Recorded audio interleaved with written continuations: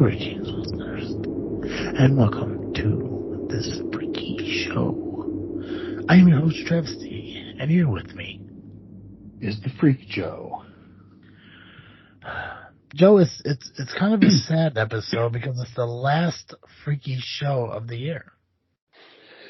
Yeah. It's bound to happen eventually, I guess. Who would have thought that October would come to an end? It flew by so fast. It did. It went by, and I think a lot of that has to do with the fun that we have doing these episodes. Mm-hmm. True, but yes, guys, this is the final episode of this freaky show for 2022. As Halloween wraps up and we roll into October 31st, this coming Monday. Probably one of the best holidays of the year for me, at least. I want to remind you all to make sure you check out our Haunted Cemetery vlogs that are currently being released on the Freakin Studios YouTube page. We have been releasing them throughout the entire month of October, with only 2 cemeteries left to be released. So make sure you check them out. A lot of fun doing it. Really excited to see what our plan is for next year. Mm-hmm. Maybe making sure audio works will probably be on our list of things. Yeah, that should be a high priority. Oh, absolutely. You think like sound check. Right. Sound check should be important. Mm-hmm. Mm-hmm. So. But obviously we got to figure out if we're going to go to Wisconsin or Michigan, because I think that's what we narrowed it down to, one of those 2. Mm-hmm. I believe you're correct. Missouri. I don't know. Missouri could be fun. Yeah, but it's definitely Midwest. Guys, we have guests tonight. As we mentioned, I know I promised last week, but as we learned last week, I lied. So we're gonna have Babes of Lore on tonight. They are a couple of girls who are going to create a podcast. Hasn't been released yet, but we're going to kind of jump on the what am I trying to say here, Joe? The bandwagon? Yeah, sure. I don't know. I want to say like we're talking about it before it goes out. So I don't know how to like properly say that. Yeah, I'm not sure. I don't know. Cart before horses. Yeah. Right. Yeah, I mean, it's definitely not bandwagon, because we'd be jumping on after they're popular. Yeah. No. So whatever the opposite of a bandwagon is. Yeah. So it's like a pre-bandwagon. It's like an orchestra cart. Ooh, I like that. I was going to say a football team SUV or something. What's the opposite of like a station wagon? Sports car? Sports car? Yeah. Station wagon. I'll go sports car, Corvette, convertible. No. Yeah. But what's the opposite of a band? Yeah, that's why I went with football team, because I think of marching band when I think band. Ooh, there we go. You could have gone with a different kind of band, though. I mean, you got rubber bands. Yep, could have. You got the metal bands that kind of keep things bonded together. The opposite of a band, I feel, would be a clasp. I don't know why. So, clasp Chevy, clasp Corvette. Ooh, that's fun. Yeah. The point is, we're getting ahead of the game here. We're going to talk with some up and coming podcasters about a podcast they're going to create, and we want to get them on here to talk about it, especially during this freaky show, because their show is going to be quite freaky in a sense.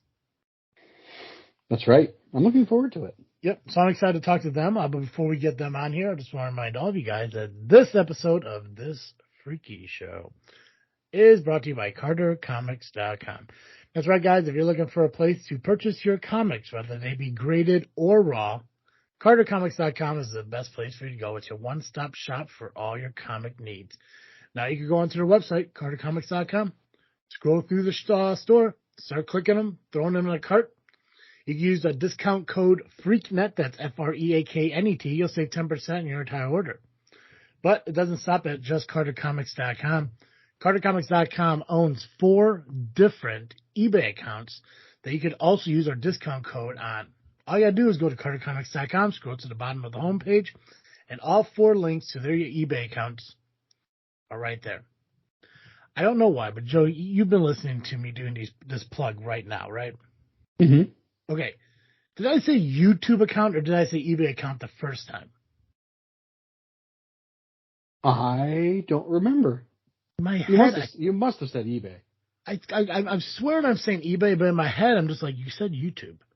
I don't know. Anyways, eBay accounts, regardless of what I said, is eBay accounts. You should know because you guys listen to our show on a weekly basis, and I say the same thing over and over and over and over and over and over and over again. Hell's bells, bro. Go to CarterComics.com. Whether you go to their store or you go to their eBay account, it doesn't matter where you purchase their books. The discount code FREAKNET, that's FREAKNET, will be valid for 10% off your entire purchase. And we mentioned discount code, not a promo code, because this discount code can be used multiple times on multiple purchases, over and over as many times as you buy. So it's not just a one-time use thing. So if you want to buy some books now, you can use the discount code. You want to buy another couple months after that, you can. And the more you spend, the more you save. It's just how math works. Joe, what's 10% of $10? $1. What's 10% of $100? $10. What's 10% of $1,000? $100. See, look at that, guys. That's simple math. Go spend $1,000, you save yourself $100. Simple. And then you can use that $100 to buy more comics, and you'll save yourself $10. And then who knows? Maybe you can find a comic that's $10. You can use that, and you can save yourself $1 on a promo code. They don't sell comics for $1. Don't be cheap. Unless you went on eBay. Unless you go on eBay. CarterComics.com, guys. One-stop shop for all your comic needs. This freaky show is also brought to you by Audible.com. If you want to find your next great read, head over to audibletrial.com/freaknet and get yourself a free 30-day trial and a credit towards your first audiobook. And I got to tell you, Audible's been expanding a lot lately. There are, if you like Kindle, they've got an option for what's called Whisper Sync that lets you switch back and forth between the audiobook and the digital copy that you're reading on your Kindle or Kindle app. They've got podcasts now, radio shows, all kinds of things that are on top of the free credit for your first audiobook purchased from the platform. You can do that, all that and more by heading to audibletrial.com/freaknet right now. Nice. Mixing it up a little. Man, fuck yeah. Mix it up, man. It's the final show of this freaky show. Cartoon Joe's going to come back and do his generic one. Way to spice it up there, bud. Thanks. Don't tell Cartoon Joe I said that, though. I don't want his confidence to, diminish. All right, you ready to talk to some babes of lore, Joe? Yeah, let's do it. All right, let's get them on here.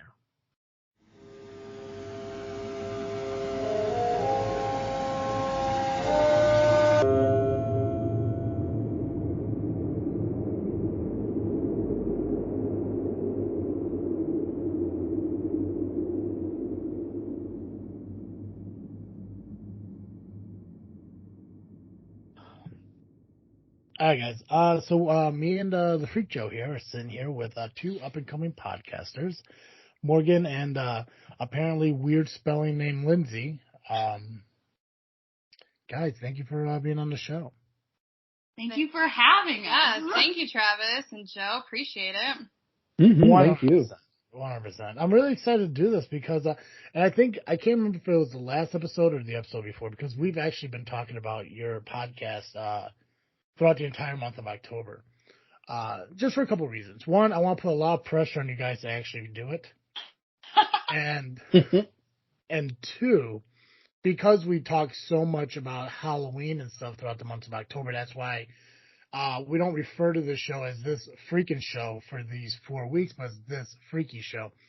Your guys' podcast has a unique concept that really relates to freaky things. And that's why I wanted to have you guys on here. And that's why I did my best not to be a liar this time, because I do tend to fib and lie a lot on this show and promise things to listeners.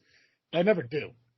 So I'm glad I have to do that this time. So I guess there's three things. The third thing that I really wanted to have you guys on is because doing podcasting and doing these shows, and obviously I do a couple shows. Joe's on a couple shows himself. We're actually going to create a new show next year. is I found a love of doing kind of like social media, podcasting, and stuff like that. So to kind of help you guys, actually makes me feel really good about myself. So, and I'm selfish like that. I want to have the feeling of like me accomplishing something, even though I did nothing but talk about it. So you can't take that away from me. So, but I want to give you guys a chance to talk and give you an opportunity to kind of explain who you are, explain what the podcast and everything. Because realistically, when you guys start doing this, it's going to be all you talking, and I'm really excited to kind of like hear more about you guys, more about who you are. And so let's start with Babes of Lore.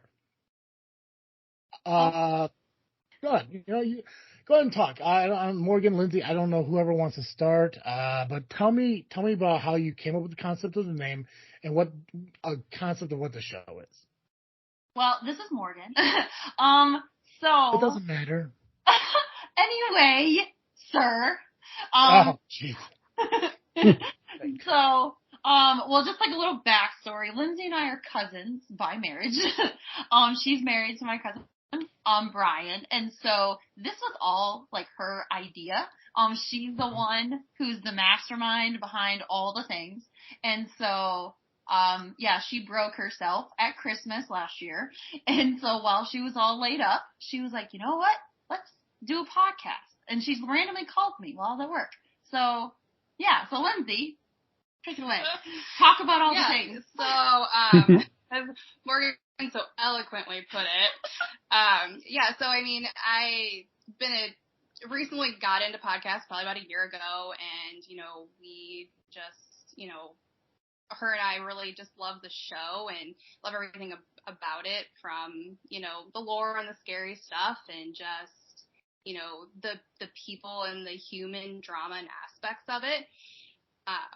So really just wanted to do something together. I mean, we're pretty hilarious when we get together, so everybody basically dies laughing if we ever go and do anything together. So that was really kind of the idea and the concept, just bringing together something that we love and just talking about it, basically.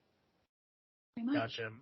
And how does Supernatural tie into your idea? Because you guys obviously could just pick an urban legend, a ghost story, or anything. You could just tell the history behind it, but you guys want to incorporate something else into it. And I'm a huge fan of Supernatural. I love it, so I get the idea of wanting to talk about it. But like, what kind of explain like why you feel that you want to include Supernatural into this?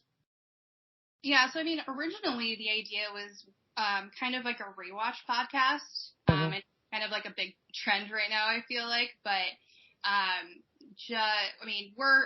we're both pretty super nerds. Supernatural is one of the many facets of our nerdiness, and it went for 15 years, and didn't go for 15 years for no reason. And Eric Kripke, the show creator, they did a lot of research and a lot of just heavy stuff when it came to the supernatural things in the show. So I really just feel like it just kind of fits in, and we love the show as geeky, nerdy girls, and I think that's kind of what brings it together and kind of creates the idea. And we also like just have a love of scary movies, and we're obsessed with like Halloween as well. We love Christmas as much as we love Halloween, which is interesting. But anyway, but we love Halloween. We love, like, her mom has this humongous Halloween party, and we're all about the dressing up and the spooky stuff. So having that interest in the lore that they talk about on the show and the real life scenarios that they probably used to plan the episodes kind of drives the wanting to dive deeper into what the episodes are about. Okay, I got you. So you're basically going to take the premise of the episode of Supernatural and you're going to incorporate it with a real life event that happened with any kind of urban legend or story that somebody shared about a ghost that's relatable. Yeah, basically, yeah. And even, beyond that, just talking about the episodes and the characters and, the human relationship as well within the episodes.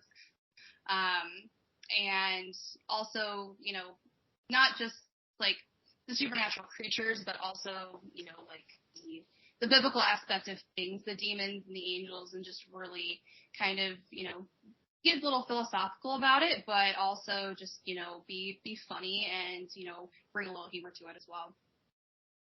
I got you. Well, that's pretty cool. And obviously, you guys mentioned Supernatural. That's going to be the concept of the show. But what about the Winchesters? Have you guys had a chance to check out that new premiere? So I don't believe I have not watched it yet. I'm a little nervous about it, being entirely honest. Granted, I'm a huge fan of Jensen Ackles and his wife, so I know they will do it justice, but I have not had the opportunity to watch it yet. Gotcha. Well, what are you nervous about? Ghost? Yes, the ghosts. The ghosts are definitely the scary part, for sure. No, I mean, it's just, Supernatural is was a huge part of my life for 15 years, and it's just those things that you get, it makes you, it's like when Disney bought Star Wars. It makes you a little nervous. Well, Star Wars sucked before Disney bought it, so I mean, that's really not the point, but yeah. Okay. Nonsense. Yeah, but no, I mean, I get what you're saying though. Like, there's a worry somewhere, especially when you're doing a prequel. Is like, are they going to follow everything based on what was mentioned in the previous show? And obviously, 15 years, there's going to be some super fans even like who are deep diving it even more than you guys are, to try to dictate if everything is completely accurate. I've only watched the first episode. I think there's only been 2 episodes out so far, so I've only seen the first episode so far. And it's actually pretty cool. I don't think they're doing anything too supernatural as far as like an injustice to it. And I'm praying to God that they don't bring angels into it whatsoever, because that was the stupidest part of Supernatural ever. I think at point one, and I love Castiel, don't get me wrong. I think he was a great character. But I think once they incorporated angels into it, you just kind of tell that they were running out of shit to do. Well, I mean, you can't write a show for 15 years and not run out of things to talk about, so. Joey? How many years has Doctor Who been on? The 60th is next year. 60. I'm familiar. Don't get me started on Doctor Who. I told you. Are you a Doctor Who fan too? Huge. Like I said, we're, at least myself, huge nerds. My husband actually has a TARDIS tattoo, so we are nice. We are Whovians. Dorbs. Excellent. But no, you are right. I mean, and that's the thing too, is like because Supernatural is more of like a niche television show where there's only so many spooky and creepy things that you could really do, and you can only do it so many times. And I understand bringing the angels in to kind of give it a different storyline. It just got almost to the point where like everything was like too powerful, and then all of a sudden, and I know it's not gonna be big spoilers for people who haven't seen Supernatural before. If you haven't seen it, that sucks for you guys because you really should have. I honestly believe, I want to get your opinion, guys, because I'm assuming you guys watched the entire series of Supernatural, like from episode 1 to the final episode. Yes, Okay. full time. Yeah. Yes. Excellent, cool. So obviously, I don't want to talk about any storylines or anything pertaining to Supernatural, but I just want to get your guys' opinion because I have a huge one as it relates to the series finale. Don't even, Travis. Can't even talk about it. Like, I literally sat on my couch and cried for an hour, like the whole entire time. Started from the moment it happened until it ended, I was crying. For the series finale? Yeah. Because of how bad it was? Yes. Yeah. In my opinion, in my honest to God opinion, I think that they went 1 episode too many. 100%. The penultimate episode should have been the final episode. It was perfect. It ended perfectly. It 100% was exactly how that show should have ended. And they should not have had that last episode. It was just so unnecessary. And if you really wanted to have like that final sequence that they did in that episode, I know you know what I'm talking about. Yes. But they could have put it at the end if they really truly wanted that. They could have gone to dark and then brought it back and did after credits scene bullshit. But I mean, it was totally unnecessary. Yeah, they would not deserve that. No, and I understand the idea that they had a different plan in mind for the series finale, and obviously COVID, not only affected all of us, personally, but it affected the television industry and everything. And because they're filming in Canada and the restrictions up there were a little bit more involved than what we had down here at that time, they couldn't bring more people in that they wanted and do all these cool things that they wanted to do at that time. But they should just realize that it wasn't going to work. I didn't like how it ended. I thought it was kind of goofy. I think how the episode before it ended, I think that kind of like made everything perfect, and it should have stopped there. And then what happened with Dean and the montage with Sam at the end, I'm sure it was really beautiful for fucking teenagers who kind of like started in the middle. But somebody who watched it from the beginning on and shit, just like, this is really what you got us to. It wasn't. It was too much. It wasn't. It was too corny. It was super corny, and it wasn't the show that we had watched for 15 years, and I think that was the most disappointing thing. It was just like, I don't know if they were on crack that day or if everybody was just high, but they definitely crap the bed for sure. Oh yeah, absolutely. Sorry, I don't know. Can we cuss? I apologize. Fuck yeah, you can. Fuck yeah. Fuck yeah. Perfect. I'm pretty sure every single one of our episodes is going to have the explicit E because I can't turn it off. So. What is that called, Joe? NSFW or something? Yeah. Yeah, not safe for work. Not safe for work. Yeah, that's what we are. And here's the thing: like, we don't intentionally do it. It's just like there are times when we get into conversations where we get so like emotionally involved. It just happens. Plus, for some reason, in my mind, saying fucking A instead of saying effing ass sounds better. Don't understand it? Is that what the A stands for Hold in up, fucking A? I didn't know that. Well, I think it's more like fucking asshole or fucking awesome, gotcha. depending on my mood. So Yeah, I mean, I don't know that I've ever thought about what the A stands for. I just say it. Yeah. Well, if I'm excited, I'm like fucking A. Or if I'm I'm talking to Canadians, it's fucking A. Oh, fucking A. Yeah. Yeah. No. PH. I think saying fucking A, and we'll get back to our guest here. I think saying fucking A. It's cool. We'll just sit here. It's fine. Talk about it. It's fine. Saying fucking A is very similar to just using the word fuck, by itself. Like, fuck angry, fuck happy, fucking A. Yeah. Yeah. Gotcha. Yeah. So, oh yeah, we got guests. Well, hi, we're here. No, I know you're here. Trust me, I see you. Babes of lore. Okay, so tell me about your guys. Do you guys have experience personally with lore, like spooky stuff? Like, I really want to get into the idea of how you guys are okay with it, because I'm a huge bitch when it comes to like horror movies and scary shit. Me and Joe, like, we go do like cemetery vlogs and everything, and we do it during the daylight because there ain't no way in hell something's snatching me in the fucking woods at midnight. So, wrap my head like around the mindset of, I like horror movies. I like, doing this. I like this shit. Like, help me understand that more. So I guess let me make sure I understand your question. So like just like our take on it, or why we're comfortable like researching and talking about it, or like what do you mean exactly? It doesn't matter what I mean. You just assume you know what I mean and just answer. My whole thing is, okay, so Experience. yeah, no, trust me. What?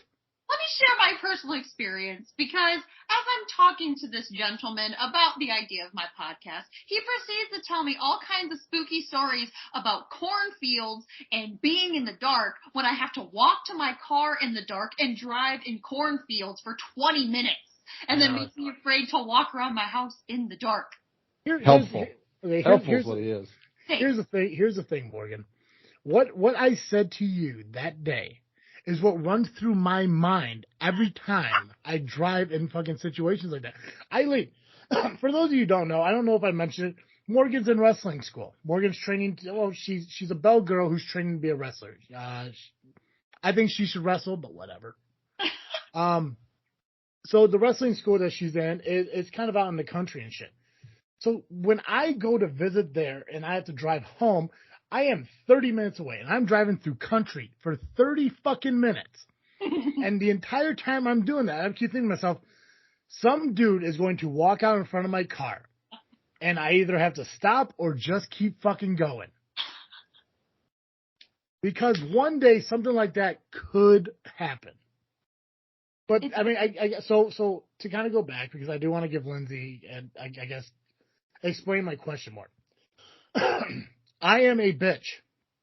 I hate horror movies. Why do you like horror movies?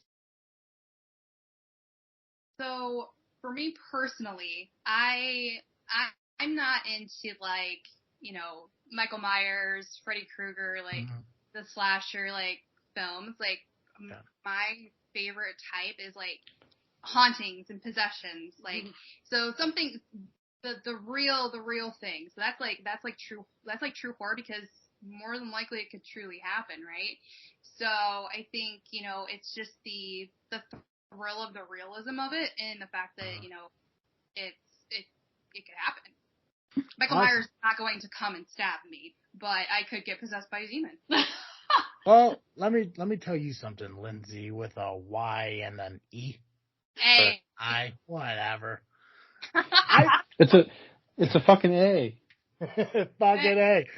I hate every movie you like for the same reason you love them, because they're fucking real. Yeah. Okay, I went to the movie theater once and I saw I think it was when A Stranger Calls, where some girl is babysitting a child and this dude keeps calling. He's like, have you checked on the children? And shit like that. And then eventually she goes and then he calls back like, how are the children? And it turns out to be like the house guest or something in the back fucking yard. Shit like that could happen when a stranger calls. 100%. Scream. Shit like that. Annabelle. Yep. Oh, F that. No. Amityville Horror, based on true events. Poltergeist, based on true... Shit like that terrifies the... As I sit in my house alone right now, I feel something is blowing on my fucking neck as I sit and talk about this shit, because it horrifies me to think that those movies could actually happen. That's why my doors are always locked. Oh, door locks don't stop stuff up like that. What's wrong with you? It stops enough. It gives me enough time to make peace with God before my life is ended. But well, I definitely agree with you on the whole, like, can't watch the stuff with the ghosts and the demons, because I love me some Michael Myers and some bloody, gory, like, slasher flicks. The ghost stuff is a hit or miss. So I might be questioning my life decisions the further we dive into what we're doing, but I'm along for the ride, and I'm here for it, because there's something like a thrill with a jump scare that makes you, like, your entire body, like, jump and shake, and, like, you're scared for like a millisecond. I don't know, there's just a thrill about it, I guess. And so I don't know, we'll see how this goes. I'm along for the ride though, so I'm here for it. See what happens.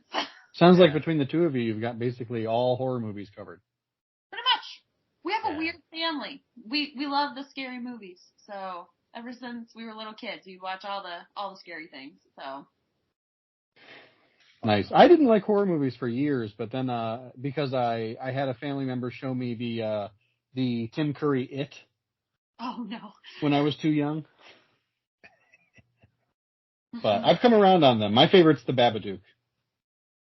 What? I like more psychological horrors. Okay. Like Saw. I don't think I've ever seen a Saw movie. If you like psychological horrors, you should definitely watch Saw. I'll give it a shot. Yeah. See, I can watch Saw. Oh, good luck. Yeah, I can watch Saw. I can do Saw, because no one's fucking kidnapping me. They might. No, I'm too big. I'm too big. I'm a guy that, like, they're like, we're gonna have to fucking kill this dude because we're not dragging him away. Like, there's not enough room in my fucking Prius to kidnap this guy. Because I assume my killer will be driving a Prius. Silence of the Lambs. I mean, there you go. Nope, never seen it. Won't see it. Can't do it. God, you need to so see good. Silence of the Lambs. Nope. Holy Nope. Shining, can't fucking do it. Oh, see, Also so good. Shining is not even like that scary. And No. Nope. Twins at the end of the hallway? Fuck that. I swear to God, when I moved into this house and I fucking went upstairs one night, this was maybe the first year I lived here. I walked upstairs, I swear to God, there was some standing at the end of my fucking hallway. And ever since then, nuh-uh. Psych. I loved the show Psych. And then they did that one episode about Lassiter moving into his new fucking building. And all of a sudden there's these weird little fucking twins standing at the end of the hallway. I shit you not. Fingers in ears, eyes closed, waiting for that scene to fucking pass. Because there's something about twin evil fucking girls at the end of a hallway that horrifies travesty. And I'll be damned if I sit through that shit and think everything's okay. And to think your dog still stares at the end of that hallway. Fuck that dog, okay? I know that motherfucker sees something in this house and he ain't telling me. Oh, God, that monster. You'd think, though, if there was actually something in there, he wouldn't be so... Well, wait. What if that's why he's so afraid to be left alone? Sorry. I shouldn't be doing this. Your dick. Huge dick. Well, see, that's another thing, too, because I was educated on the fact that when animals sense things, they growl at it. When it's dangerous or whatever. Yeah, so maybe it's I don't know. I know old people lived here, and I still don't know if they died here or not. I don't fucking know. All I know is that the house was cheap. That's all. You did buy it at the right time, though. Oh God, I bought it at the perfect time. Just out of curiosity, have you guys had a chance to check out our cemetery vlogs on YouTube? It's okay to lie and say yes. Yeah. Yes. Absolutely. They're amazing. Great. You know, Chad, I can't lie. I can't. I have no issues. I can't lie. I have not. But we do know that you the real MVP, bro. And we heard your shout out on your podcast. We did. Oh, have you guys been listening to the show? Yeah. Yep. Yeah. Today. How many episodes did you listen to today? 2. 2. I talked to you about them on 4. Oh, well, we did not go back far. Now I'm curious on which ones you actually listened to because they're all different. No, but here's the thing, and Morgan, we talked about this a little bit at the school. Actually, it was even before. I think it was at one of the cookouts or something. I don't know if it was a fucking 4th of July or some shit. It was 4th of July. Yes, it was. 4th of July Day that we were talking about it, and I think it was at that moment that I loved the idea of your show. I thought it was a really cool concept because no matter how much I feel about watching movies or having this sense of imminent danger every time I go to bed, I do enjoy listening to podcasts about like haunted things and spooky things and stuff like that. And the biggest thing that's going on in podcasting right now is more or less it's about like murder, serial killers and stuff like that. But the idea of what your guys' idea is unique, and I think that's what's going to help it succeed. That's what I'm really excited for, and that's why I told you and Lindsay, we just met this very moment, so I'll just let you know as well that if you guys ever need help or anything, I mean, me and Joe are willing to help you guys because we want to see people succeed in this as much as they're willing to do it. Well, that's so sweet of you, Travis. I appreciate that since we only met about 30 minutes ago, so thank you. Well, I'm a sweet fucking guy, and also a married woman love me. I can't explain it. It just fucking happens. But no, and I'm serious, and like I said, I told Morgan this all the time, and I hope she didn't think I was just blowing smoke up her ass, but I really want to help you guys as much as possible because I really do love this idea. One, because I like lore. I think the real life ghost stories and the things that really that are perceived to be real in life is really interesting to kind of look into. And again, huge fan of Supernatural, Sam and Dean. I love them. Even the actors are amazing, and Walker and a couple episodes of The Boys, but they're really good fucking people even outside of the shows. But so that's what made the show special to me as well. And the fact you guys are taking both of the things and putting it together in one thing, I think is gonna be really cool because you guys are taking episodes that are near and dear to my heart, but also near and dear to a bunch of Supernatural fans, and you're comparing it to the lore and shit that's happening out in real life. And Morgan, I mean, I know we talked about the first episode of Supernatural, and and how related it is to like local lore that happens in this area, and that's gonna be pretty cool because you're gonna be able to, as you build a fan base and you start going, beyond the reach of your local area, you're gonna start picking up lore from Arizona and California, Florida, out in Washington, Oregon, New York and shit, and people are going to sit there and hear you talk about lore from their area. And it's going to make them more interested in that information. So I think what you guys have here is really special. And that's why I said, we are here to help you do that because the idea is amazing. And I know how hard it is to start a podcast and help it grow. Yeah. Well, thank you so much. And obviously we appreciate you guys offering to help and, the positivity, and we feel like it is a pretty unique concept. We spend a lot of time doing a lot of research on, what's out there and, kind of what to do when you're planning a podcast. So we really try to not box ourselves in. So thank you. Yeah, absolutely. And you guys do. You seem like very smart people. That's why I think the research is what's going to help your podcast grow. See, for here, I am stupid as fuck. That's why our podcast has like no concept whatsoever, except for the fact that we just talk about whatever's on our fucking mind. Because my mind, as you hear me talking, my mind goes a mile a minute. Like I'm always constantly thinking about something to the point where, like, as I'm about ready to talk about it, I'm already thinking about something else. I mean, there are times where, like, I'll tell Joe, like, oh, hey, we got to talk about this next week. And the moment we hang up, I completely forget about it. Me too. It happens a lot, but that's because my mind is constantly moving. And I'm always thinking about different things, but we can talk about what's going on and shit like that. Obviously, October is a little bit weird because no matter what's happening in the world, we don't really stray away from Halloween. We want to focus on, because this is a great fucking time. But that's why I know when your guys' show comes out, you definitely have a listener in me. You're going to have a listener in Joe.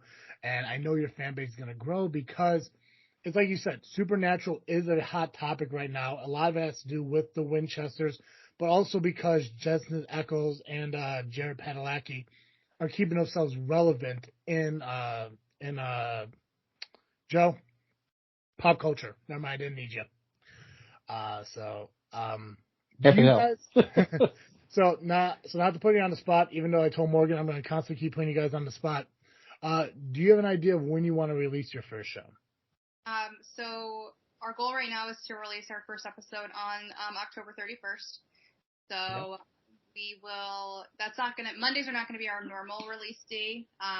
That's probably going to be Wednesdays. We're going to do this probably weekly, but just because it is October and Halloween, we really wanted to capitalize on that and release our first episode on Halloween. Awesome. Nice. Now, do you guys have social media set up for this where people can go to follow you? Well, that's a perfect segue because we do have an Instagram, and we did our first post right before we got on the call with you guys, and we may or may not have tagged you in it and gave you a shout out as well. What? Well, I got 4 Instagrams, so you got to give me a minute. Sorry, we can't all be as popular as you, Travis. Oh, it's not popularity. It's just like I said, my mind goes so many different places. I was like, you know what I need? I need a podcast where I talk about absolutely nothing. And I'm like, you know what else I need? I need a podcast that focuses on one thing 100%. But what I need is I need a network that I can put both these things underneath, but also I still gotta be me. So that's why I got this freaking show. That's why I got Just Freakin' Wrestling. That's why it's all underneath Freaknet Studios. And then you have Boom Travesty, who co-hosts this show with Cartoon Joe, but I also do Just Freakin' Wrestling with Turtle and Dally and Steve. But then Freaknet Studios is all of us. And yeah, which I think I mentioned to Morgan, but I don't know. But if I wanted to mention to you guys, just to let you know that if you decide you ever want to be part of a network, Freaknet Studios is here for you guys. So Well, thank you. Thank you. Yeah. Now eventually you're going to get more popular than us and leave because clearly that's a thing. We will not forget where we came from. We will not forget the real MVP who got us started, who pushed us to actually do it, because it kind of, once Lindsay went back to work and she wasn't on the couch anymore, life happened and we forgot about it, and then you just had to bring it up again, and then it's like, well, crap, we gotta do this. So here we are. I am pushy as fuck. So yeah, I'm a huge, like I said, I'm a huge supporter of people's creative ideas, and I want them to see. Joe told me this thing when we started this podcast back in 2015.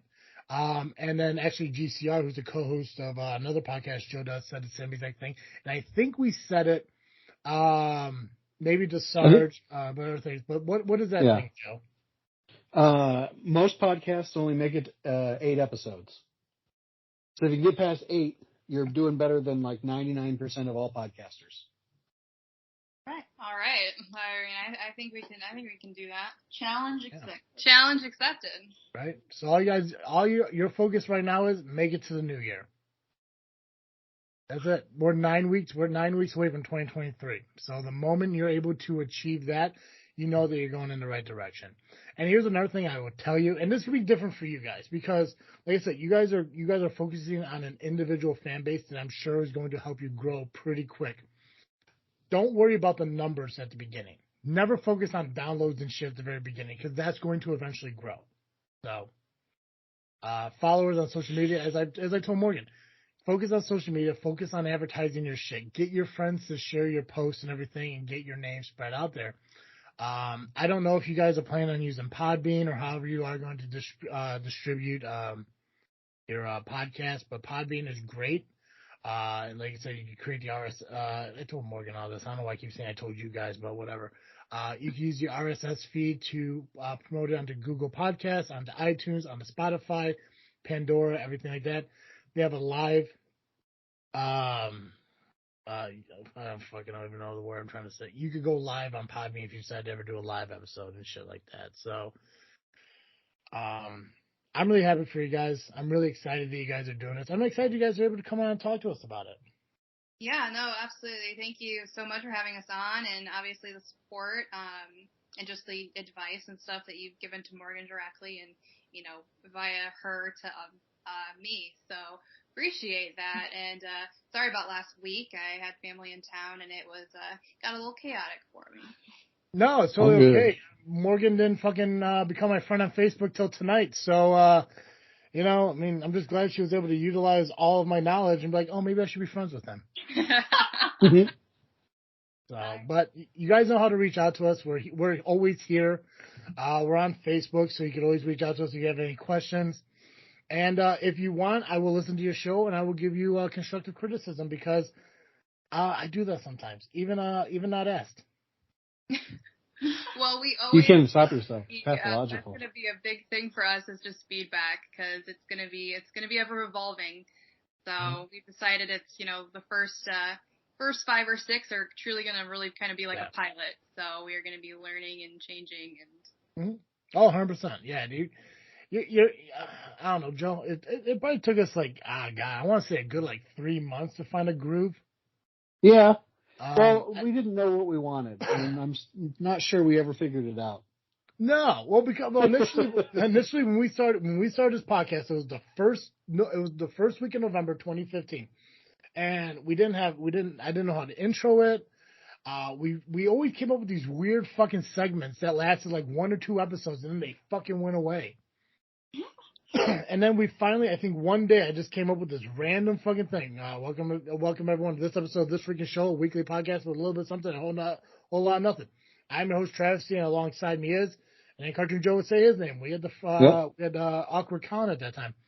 And that stuck for years. And then we started, working at cold opens. We changed our intro music and stuff. We started using different music, and we stick to one segment a year. We have one segment that we focus on all year round, and then we change it up and everything.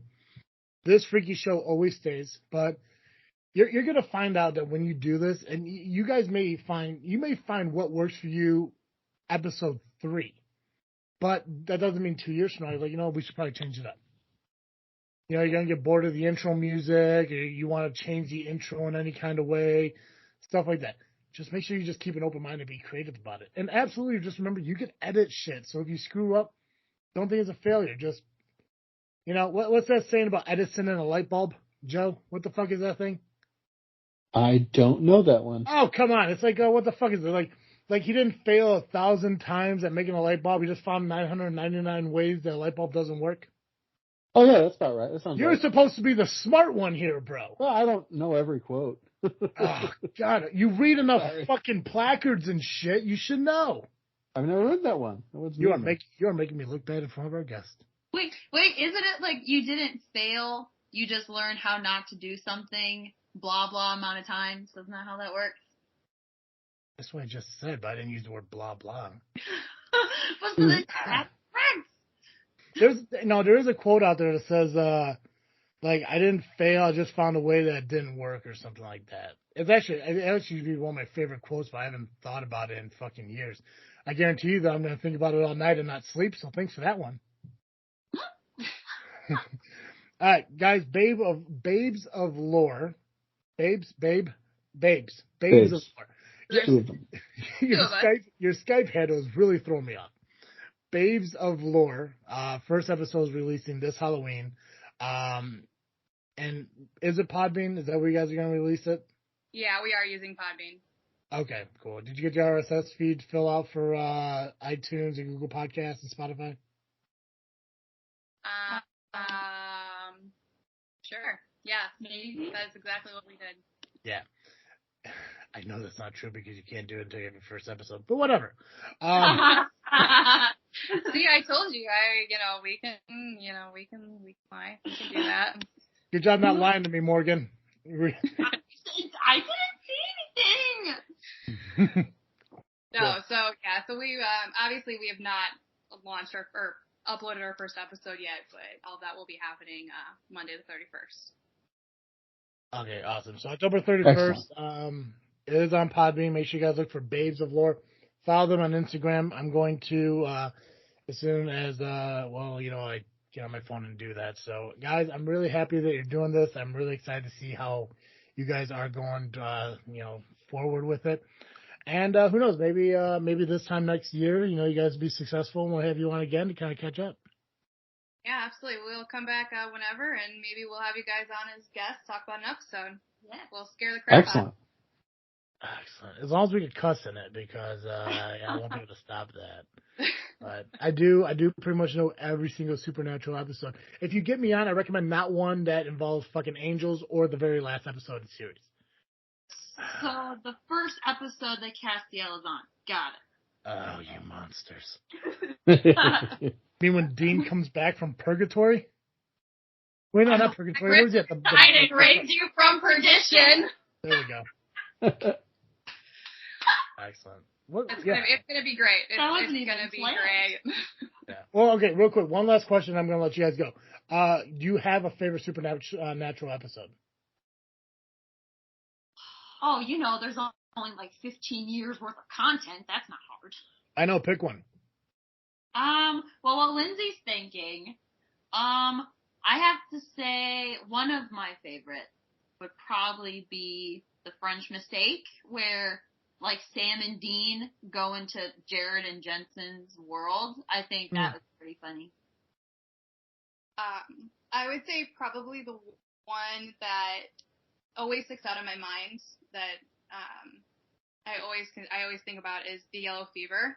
I think it's in the first season, so we'll be coming up on it soon. But it's basically they get the fear, and Dean gets the yellow fever, and it's the episode where the cat jumps out of the locker and he screams with a flashlight.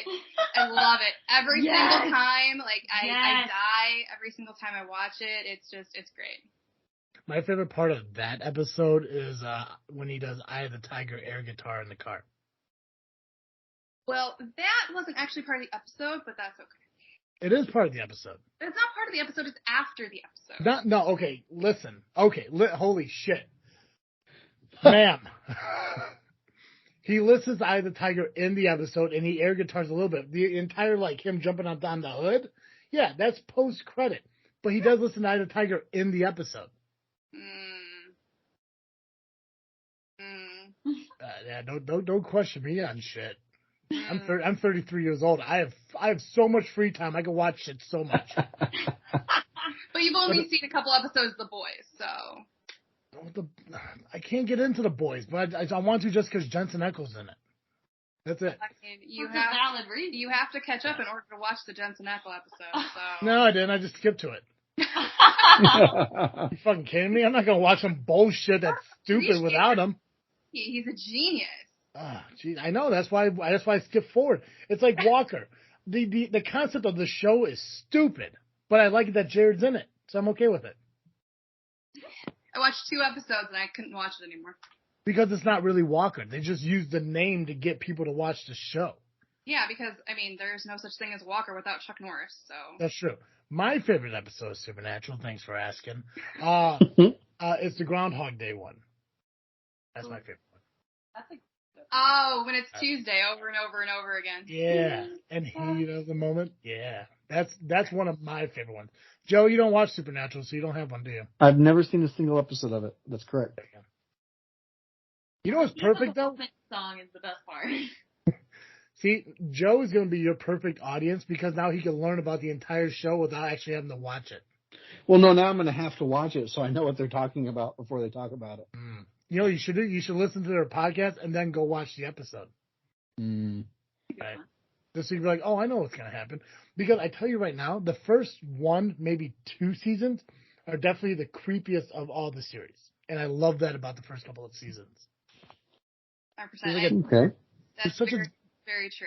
Yeah, there's such a darkness to it, and I fucking love it. Like when it gets like, I want to say maybe season 4 or 5-ish, it seems to kind of lighten up a little bit. But like those first initial seasons is like, it's the most creepy, but it's because they're talking more about relatable, like real life, like ghosts and, you know, creatures that, you know, you've heard your legends about, you know, not these random ones that you have to go Google, like, what the fuck is that thing?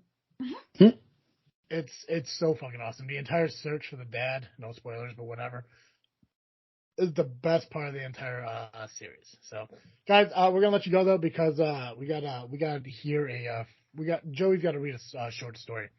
So we do appreciate you guys coming on. We look forward to listening to your show next week. I can't wait. Thank you guys. Appreciate it. Have a great night. Thank you. You guys You too. take care. Thanks. Bye.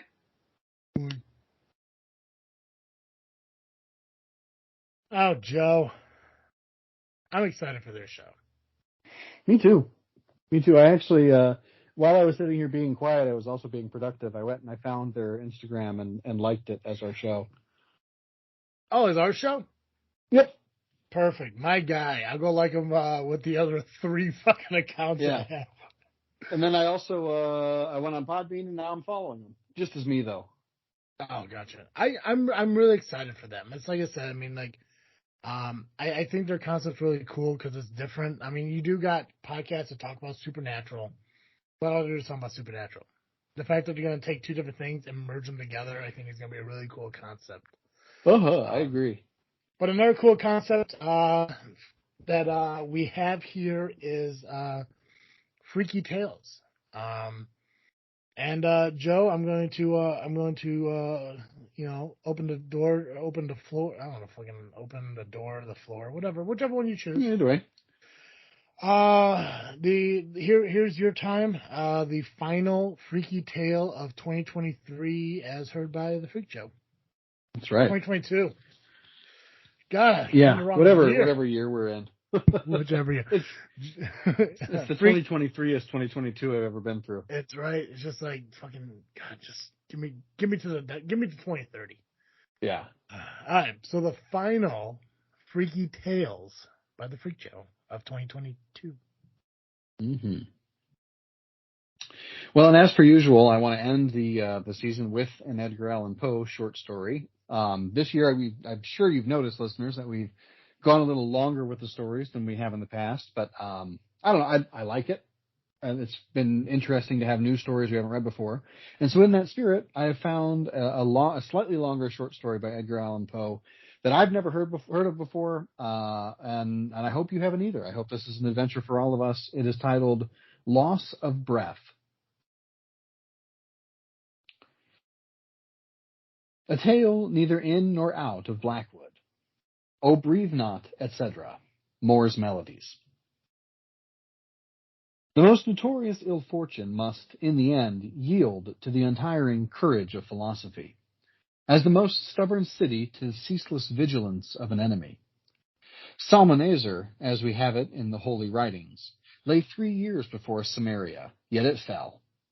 Sardanapalus, see Diodorus, maintained himself 7 in Nineveh, but to no purpose. Troy expired at the close of the second lustrum, and Azoth, as Aristeus declares upon his honor as a gentleman, opened at last her gates to Semiticus, after having barred them for the 5th part of a century. "Thou wretch! Thou vixen! Thou shrew!" said I to my wife on the morning after our wedding. "Thou witch! Thou hag! Thou whippersnapper! Thou sink of iniquity! Thou fiery-faced quintessence of all that is abominable! Thou... Here, standing upon tiptoe, seizing her by the throat and placing my mouth close to her ear, I was preparing to launch forth a new and more decided epithet of opprobrium, which should not fail, if ejaculated, to convince her of her insignificance, when, to my extreme horror and astonishment, I discovered that I had lost my breath. The phrases, "I am out of breath," "I have lost my breath," etc., are often enough repeated in common conversation, but it had never occurred to me that the terrible accident of which I speak could bona fide and actually happen. Imagine, that is, if you have a fanciful turn. Imagine, I say, my wonder, my consternation, my despair. There is a good genius, however, which has never, at any time, entirely deserted me. In my most ungovernable moods, I still retain a sense of propriety. Et le chemin des passions me conduit, as Rousseau says it did him, à la philosophie véritable. Véritable. Sorry, my French accent's terrible.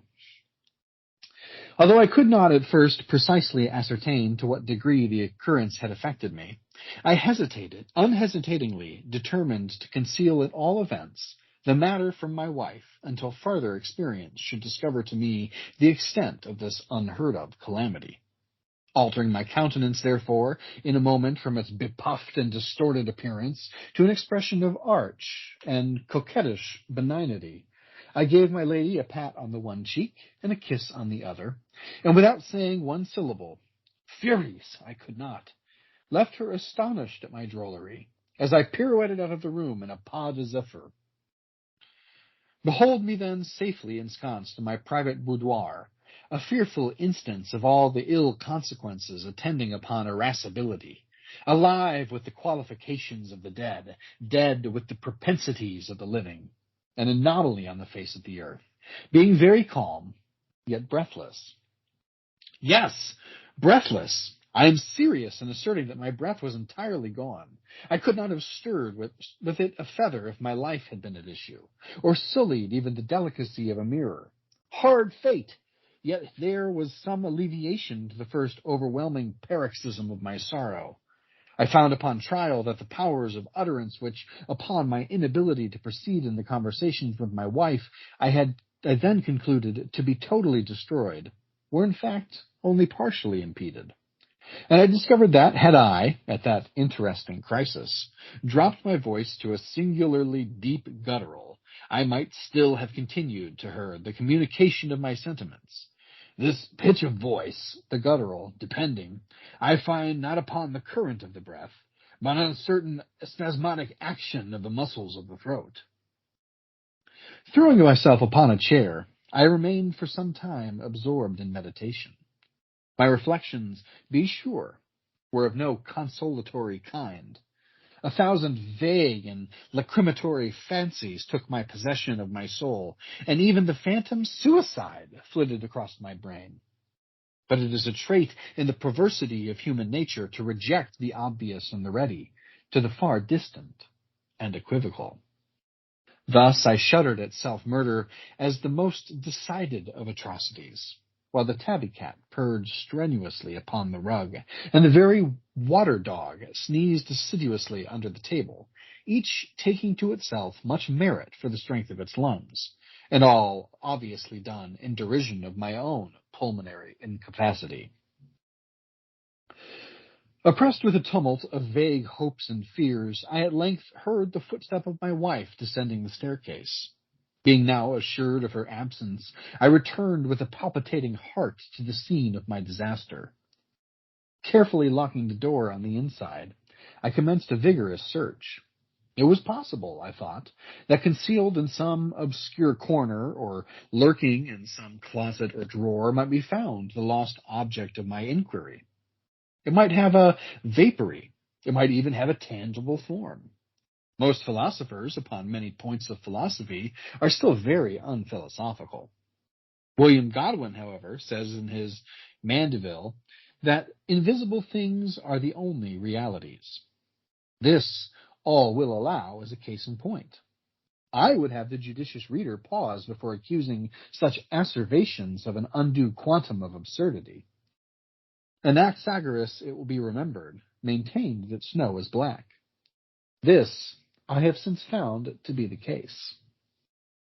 Long and earnestly did I continue the investigation, but the contemptible reward of my industry and perseverance proved to be only a set of false teeth, 2 pair of hips, an eye, and a bundle of billets doux from Mr. Windenau to my wife. I might as well here observe that this confirmation of my lady's partiality to Mr. W. occasioned me little uneasiness. That Mrs. Lackobreath should admire anything so dissimilar to myself was a natural and necessary evil. I am, it is well known, of a robust and corpulent appearance, and, at the same time, somewhat diminutive in stature. What wonder, then, that the laugh-like tenuity of my acquaintance, and his altitude, which has grown into a proverb, should have met with all due estimation in the eyes of Mrs. Lackobreath. It is by logic similar to this that true philosophy is enabled to set misfortune at defiance. But to return. My exertions, as I have said before, proved fruitless. Closet after closet, drawer after drawer, corner after corner were scrutinized to no purpose. At one time, however, I thought myself sure of my prize, having, in rummaging a dressing case, accidentally demolished a bottle. I had remarkably sweet breath. Of Hewitt's seraphic and highly scented extract of heaven or oil of archangels, which, as an agreeable perfume, I here take the liberty of recommending. With a heavy heart, I returned to my boudoir, there to ponder upon some method of eluding my wife's penetration until I could make arrangements prior to my leaving the country, for to this I had already made up my mind. In a foreign climate, being unknown, I might, with some probability of success, endeavor to conceal my unhappy calamity, a calamity calculated even more than beggary to estrange the affections of the multitude, and to draw down upon the wretch the well-merited indignation of the virtuous and the happy. I was not long in hesitation. Being naturally quick, I committed to memory the entire tragedies of blank and blank.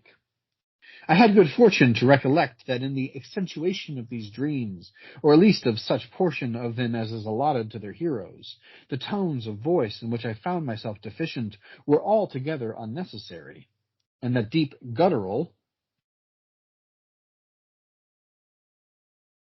was expected to reign monotonously throughout.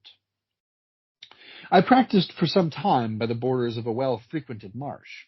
Herein, however, having no reference to a similar proceedings of Demosthenes, but with a design peculiarly and conscientiously my own.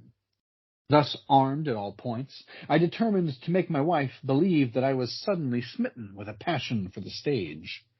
In this I succeeded to a miracle, and to every question or suggestion I found myself at liberty to reply in my most frog-light and sepulchral tones with some passage from the tragedies, any portion of which, as I stood great pleasure in observing, would apply equally well to any particular subject. It is not to be supposed, however, that in the delivery of such passages I was found at all deficient in looking asquint. The showing my teeth, the working my knees, the shuffling my feet, or in any of those unmentionable graces which are justly considered, the characteristics of a popular performer. To be sure, they spoke of confining me in a straitjacket, but good God, they never suspected me of having lost my breath.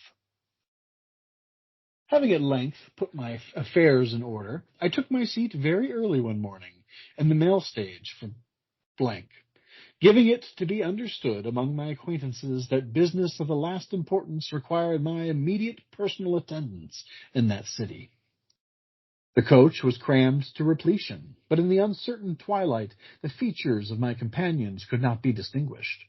Without making any effectual resistance, I suffered myself to be placed between two gentlemen of colossal dimensions, while a third, of a size larger, requesting pardon for the liberty he was about to take, threw himself upon my body at full length, and falling asleep in an instant, drowned all my guttural ejaculations for relief, in a snore which would have put to the blush the roarings of a Phalarian bull. Happily, the state of my respiratory faculties rendered suffocation an accident entirely out of the question. As, however, the day broke more distinctly in our approach to the outskirts of the city, my tormentor, arising and adjusting his shirt collar, thanked me in a very friendly manner for my civility.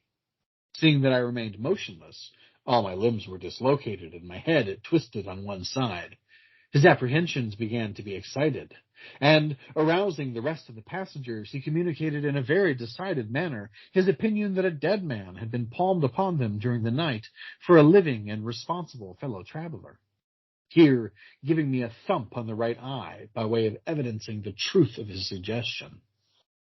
Thereupon all, one after another, there were 9 in company, believed it their duty to pull me by the ear.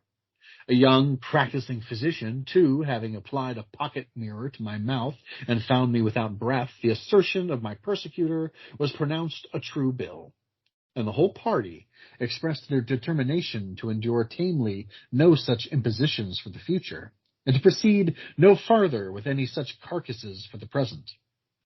I was here, accordingly, thrown out at the sign of the Crow, by which tavern the coach happened to be passing, without meeting any further accident than the breaking of both my arms under the left hind wheel of the vehicle. I must besides do the driver the justice to state that he did not forget to throw after me the largest of my trunks, which, unfortunately, falling on my head, fractured my skull in a manner at once interesting and extraordinary.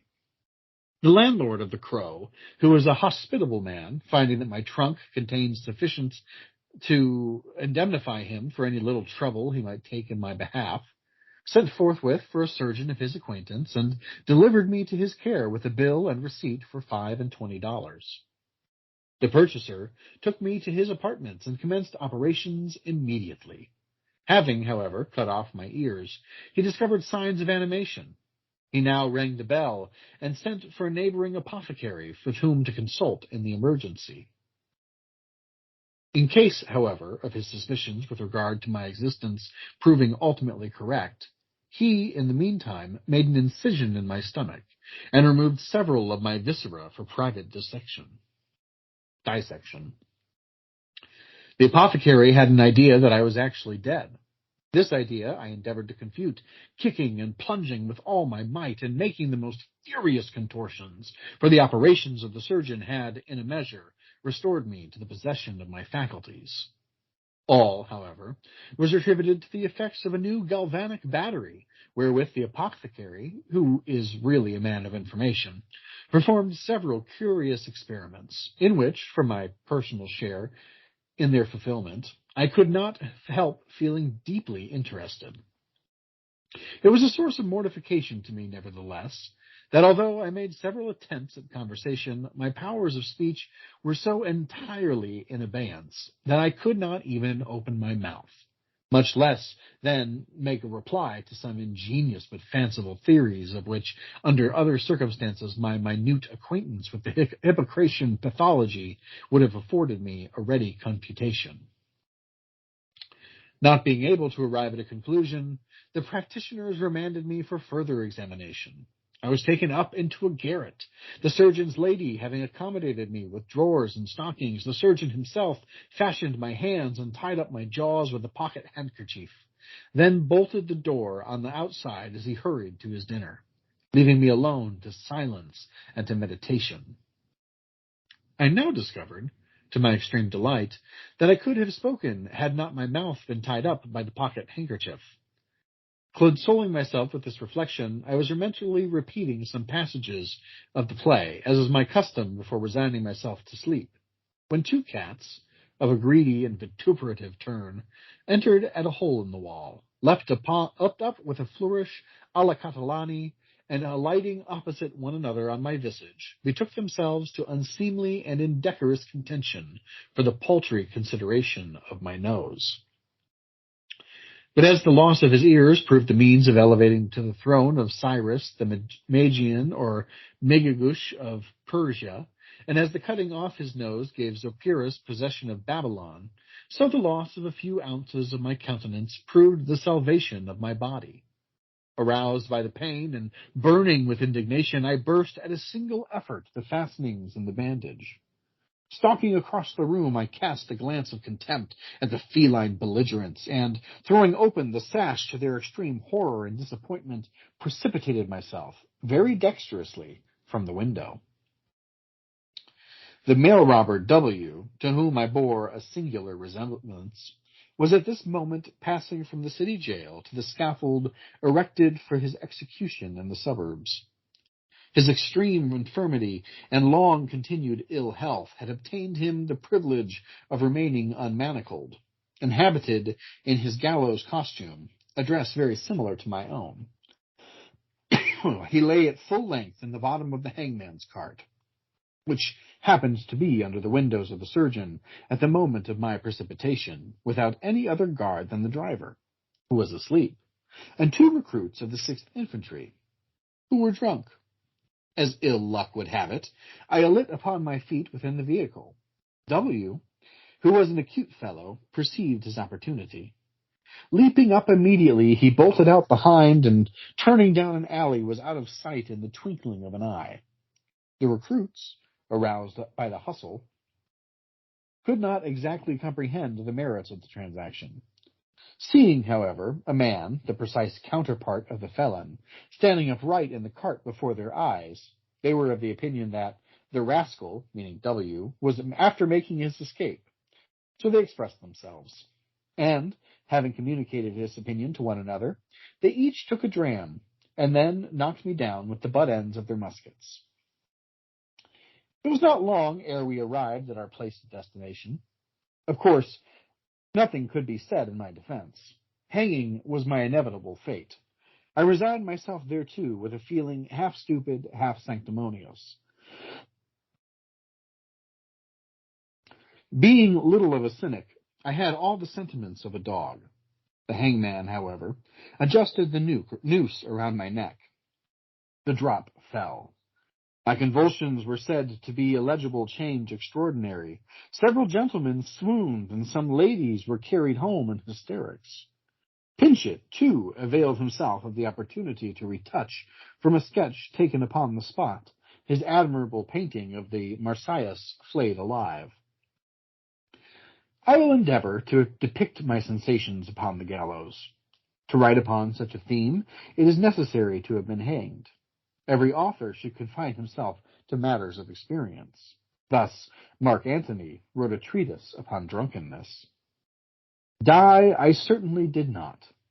The sudden jerk given to my neck upon the falling of the drop merely proved a corrective to the unfortunate twist afforded me by the gentleman in the coach. Although my body certainly was, I had, alas, no breath to be suspended. And, but for the chafing of the rope, the pressure of the knot under my ear, and the rapid determination of blood to the brain, I should, I dare say, have experienced very little inconvenience. The latter feeling, however, grew momentarily more painful. I heard my heart beating with violence, the veins in my hands and wrists swelling to near bursting. My temples throbbed tempestuously, and I felt that my eyes were starting from their sockets. Yet, when I say that, in spite of all this, my sensations were not absolutely intolerable, I will not be believed. There were noises in my ears. First, like the tolling of huge bells, then like the beating of 1,000 drums, then, lastly, like the low, sullen murmurs of the sea. But these noises were very far from disagreeable. Although, too, the powers of my mind were confused and distorted, yet I was, strange to say, well aware of such confusion and distortion. I could, with unerring promptitude, determine at will in what particulars my sensations were correct, and in what particulars I wandered from the path.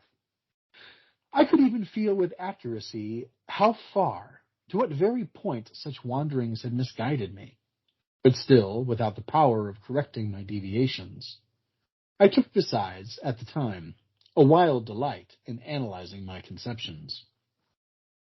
Memory, which, of all the other faculties, should have first taken its departure, seemed, on the contrary, to have been endowed with quadrupled power. Each incident of my past life flitted before me like a shadow.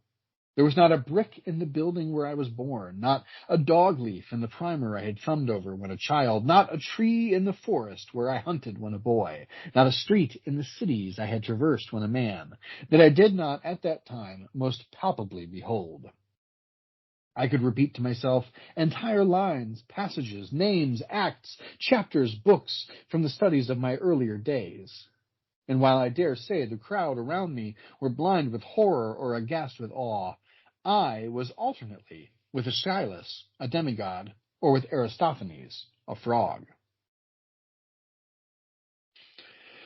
A dreamy delight now took hold upon my spirit, and I imagined that I had been eating opium, or feasting upon the hashish of the old assassins, but glimpses of pure, unadulterated reason, during which I was still buoyed up by the hope of finally escaping the death which hovered like a vulture above me, were still caught occasionally by my soul.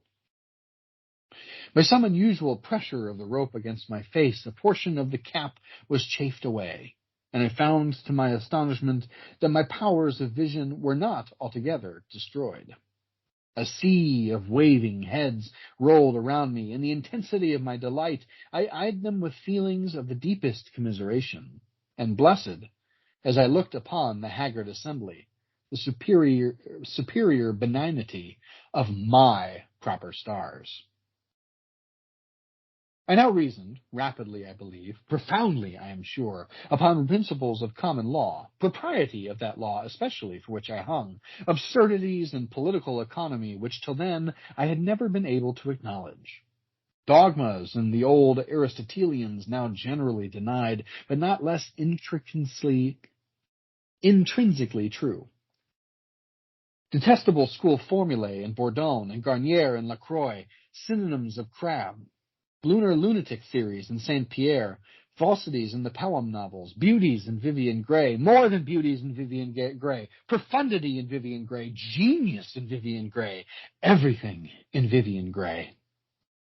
Then came, like a flood, Coleridge, Kant, Fichte, and pantheism. Then, like a deluge, the Academy, Pergola, La Scala, San Carlo, Paul, Albert, Noblet, Ronzi, Vitry, Fanny Bias, and Taglioni. A rapid change was now taking place in my sensations. The last shadows of connection flitted away from my meditations. A storm, a tempest of ideas, vast, novel, and soul-stirring, bore my spirit like a feather far off. Confusion crowded upon confusion like a wave upon a wave. In a very short time, Schelling himself would not have been satisfied with my entire loss of self-identity. The crowd became a mere mass of mere abstraction. Around this period, I became aware of a heavy fall and shock, but although the concussion jarred throughout my frame, I had not the slightest idea of its having been sustained in my own proper person. and thought of it as an incident peculiar to some other existence, an idiosyncrasy belonging to some other ends. It was at this moment, as I discovered afterwards, that having been suspended for the full term of execution, it was thought proper to remove my body from the gallows. This, the more especially as the real culprit had now been retaken and recognized. Much sympathy was now exercised in my behalf, and as no one in the city appeared to identify my body, I was ordered that I should be interred in the public sepulchre early in the following morning. I lay in the meantime without sign of life, although from the moment, I suppose, when the rope was loosened from my neck, a dim consciousness of my situation oppressed me like the nightmare. I was laid out in a chamber sufficiently small and very much encumbered with furniture. Yet to me it appeared of a size to contain the universe. I have never before or since, in body or in mind, suffered half so much agony as from that single idea. Strange! That simple conception of abstract magnitude, of infinity, should have been accompanied with pain. Yet so it was. With how vast a difference, said I, in life and in death, in time and eternity, year and hereafter, shall our merest sensations be embodied. The day died away, and I was aware that it was growing dark, yet the same terrible conceit still overwhelmed me. Nor was it confined to the boundaries of the apartment. It extended, although in a more definite manner, to all objects, and perhaps I will not be understood in saying that it extended also to all sentiments. My fingers, as they lay cold, clammy, stiff, and pressing helplessly against one another, were, in my imagination, swelled to a size according with the proportions of the Antaeus. Every portion of my frame betook of their enormity. The pieces of money, I well remember, which, being placed upon my eyelids, failed to keep them effectually closed, seemed huge, interminable chariot wheels of the Olympia, or of the sun. Yet it is very singular that I experienced no sense of weight, of gravity. On the contrary, I was put to much inconvenience by that buoyancy, that tantalizing difficulty of keeping down which is felt by the swimmer in deep water.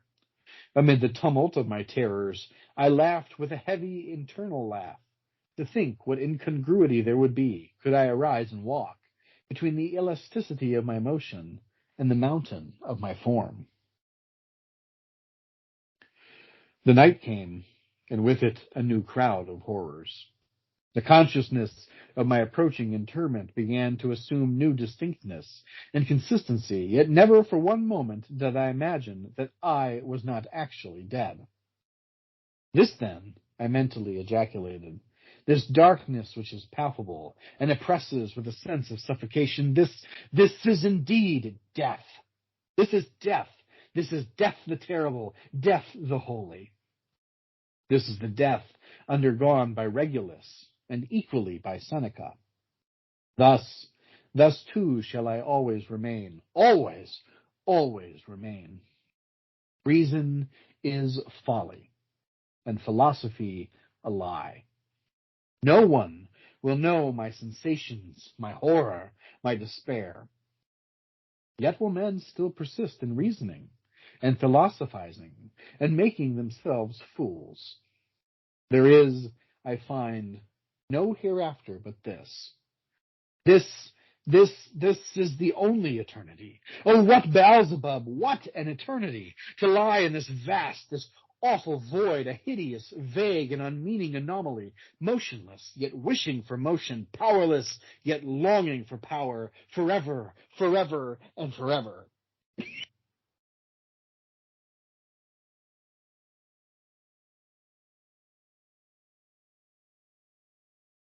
But the morning broke at length, and with his misty and gloomy dawn arrived in triple horror the paraphernalia of the grave. Then, and not till then, was I fully sensible of the fearful fate hanging over me. The phantasms of the night had faded away with its shadows, and the actual terrors of the yawning tomb left me no heart for the bugbear speculations of transcendentalism. I before mentioned that my eyes were but imperfectly closed. Yet as I could not move them in any degree, those objects alone which crossed the direct line of vision were within the sphere of my comprehension. But across that line of vision, spectral and stealthy figures were continually flitting, like the ghosts of Banquo. They were making hurried preparations for my interment. First came the coffin, which they placed quietly by my side. Then the undertaker with the attendants and a screwdriver. Then a stout man whom I could distinctly see and who took hold of my feet, while one whom I could only feel lifted me by the head and shoulders. Together they placed me in the coffin, and drawing the shroud up over my face, proceeded to fasten down the lid. One of the screws, missing its proper direction, was screwed by the carelessness of the undertaker deep, deep down into my shoulder. A convulsive shudder ran throughout my frame. With what horror, with what sickening of heart did I reflect that 1 minute sooner a similar manifestation of life would, in all probability, have prevented my inhumation. But alas, it was now too late, and hope died away within my bosom as I felt myself lifted upon the shoulders of men, carried down the stairway, and thrust within the hearse. During the brief passage to the cemetery, my sensations, which for some time had been lethargic and dull, assumed all at once a degree of intense and unnatural vivacity, for which I can in no manner account. I could distinctly hear the rustling of the plumes, the whispers of the attendants, the solemn breathing of the horses of death. Confined as I was in that narrow and strict embrace, I could feel the quicker or slower movement of the procession, the restlessness of the driver, the windings of the road as it led to the right or to the left. I could distinguish the peculiar odor of the coffin, the sharp, acid smell of the steel screws. I could see the texture of the shroud as it lay close against my face, and was even conscious of the rapid variations in light and shade which the flapping to and fro from the single sable hangings occasioned within the body of the vehicle. In a short time, however, we arrived at the place of sepulture, and I felt myself deposited within the tomb. The entrance was secured. They departed, and I was left alone. A line of Marston's malcontent, "Death's a good fellow, and keeps open house," struck me at that moment as a palpable lie. Sullenly I lay at length the quick among the dead, and anarcharsis inter sithis. From what I overheard early in the morning, I was led to believe that the occasions when the vault was made use of were a very rare occurrence. It was probable that many months might elapse before the doors of the tomb would again be unbarred.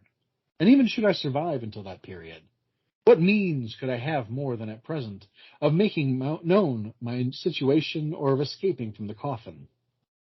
I resigned myself, therefore, with much tranquillity to my fate, and fell, after many hours, into a deep and death-like sleep.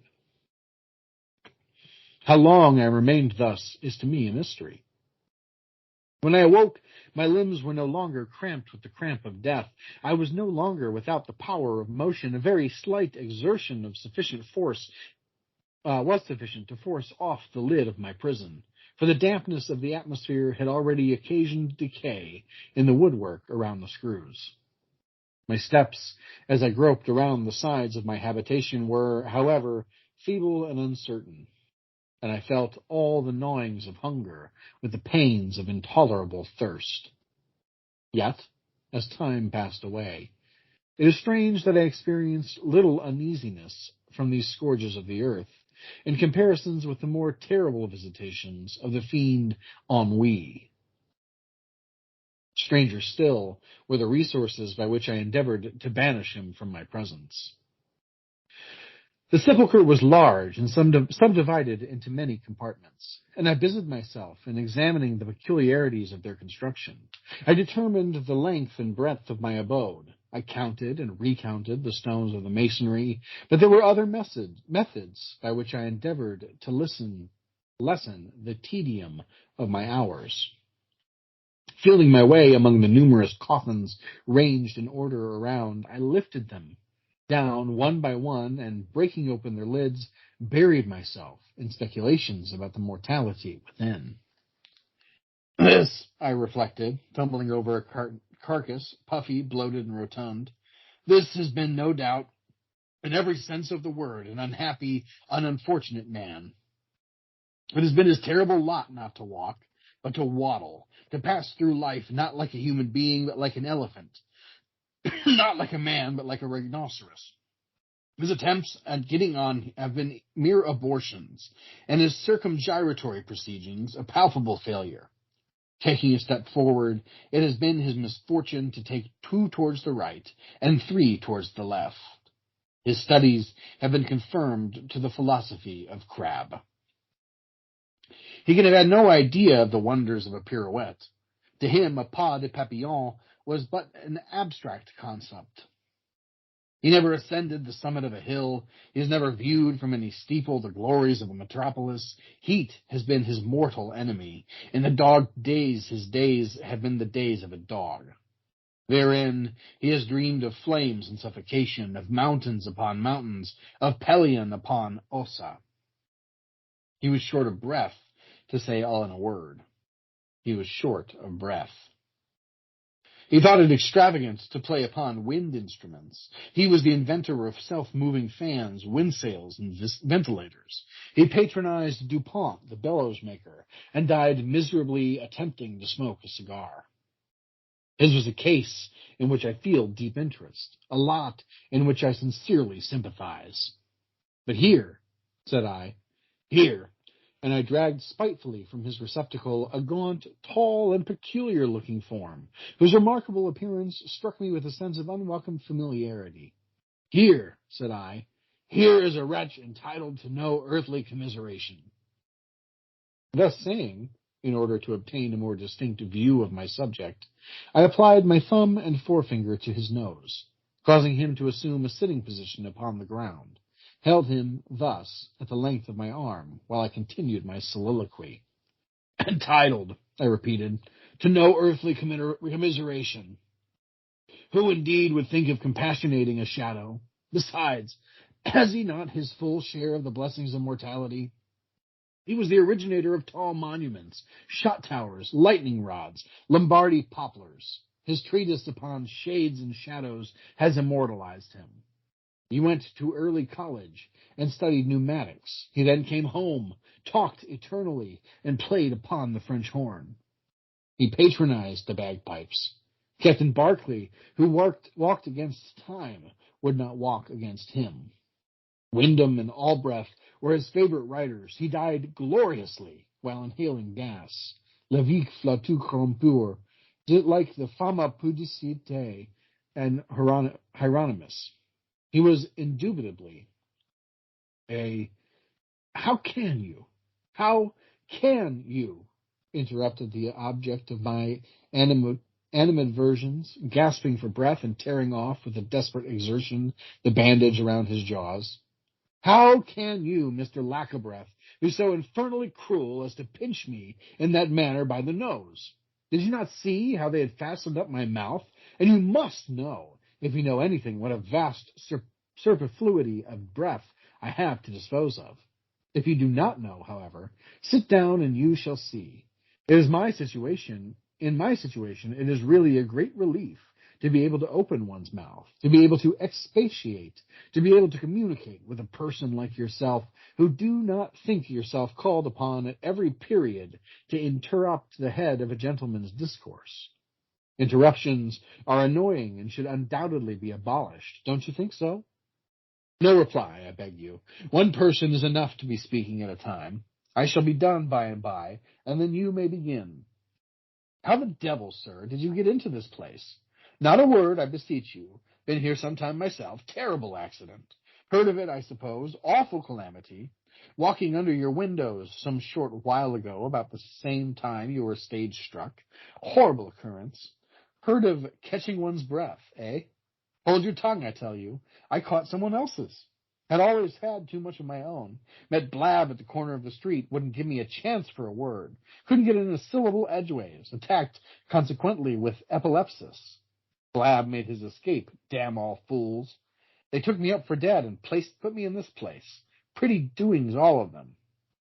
Heard all you said about me. Every word a lie. Horrible, wonderful, outrageous, hideous, incomprehensible, etc., etc., etc.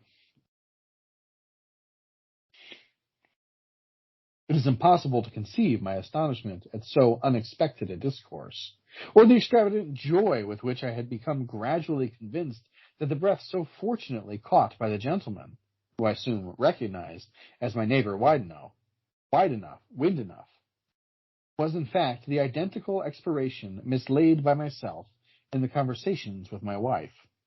Time, place, and incidental circumstances rendered in a matter beyond question. I did not, however, immediately release my hold upon Mr. W.'s proboscis, not at least during the long period in which the inventor of Lombardy poplars continued to favor me with his explanations. In this respect, I was actuated by that habitual prudence which has ever been my predominating trait.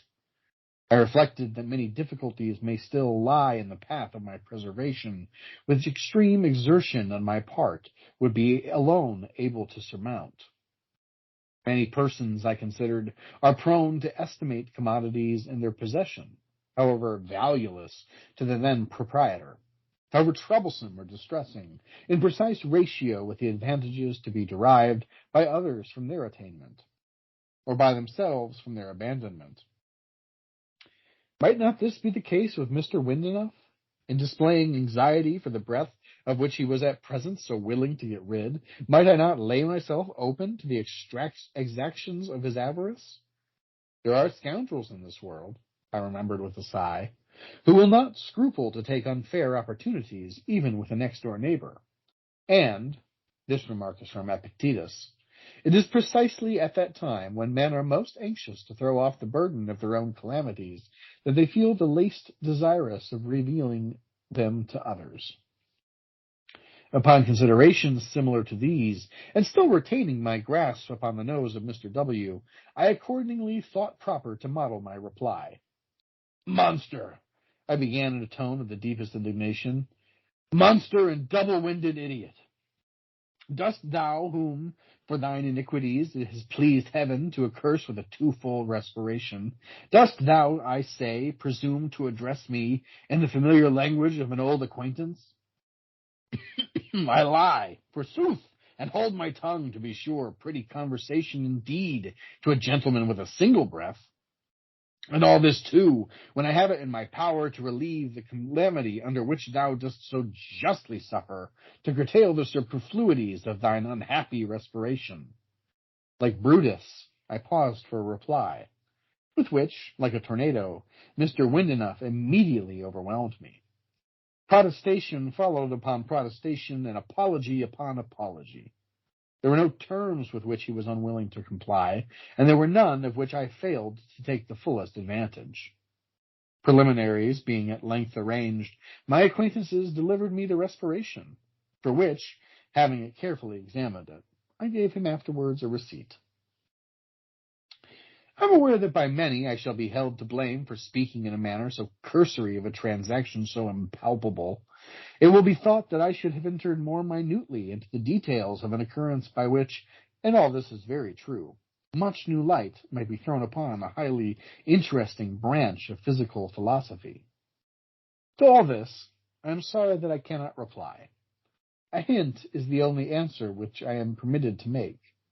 There were circumstances, but I think it much safer upon consideration to say as little as possible about an affair so delicate, I repeat, and at the same time involving the interests of a third party whose resentment I have not the least desire at this moment of incurring. We were not long after this necessary arrangement in effecting an escape from the dungeons of the sepulchre. The united strength of our resuscitated voices was soon efficiently apparent.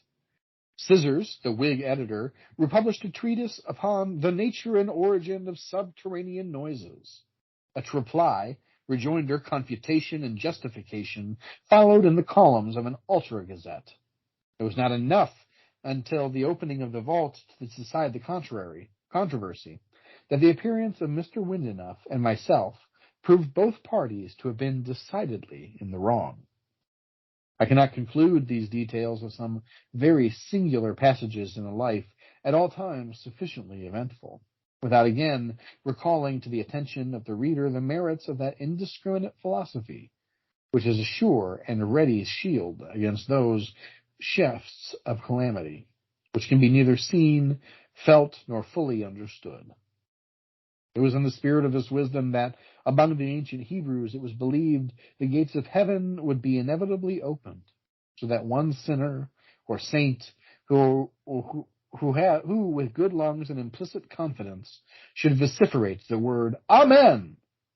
It was in the spirit of this wisdom when a great plague raged at Athens, and every means had been in vain attempted for its removal. Epimenides, as Laertius relates in his second book of the life of that philosopher, advised the erection of a shrine and temple to the proper god.